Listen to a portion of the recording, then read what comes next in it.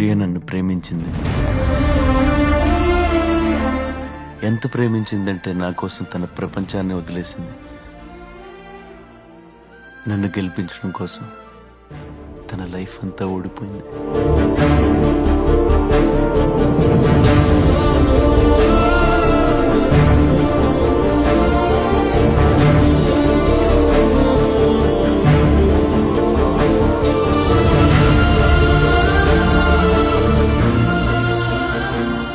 అలాంటి ప్రేమ నువ్వు నాకు కరెక్ట్ కాదని వదిలేసి వచ్చేసాను.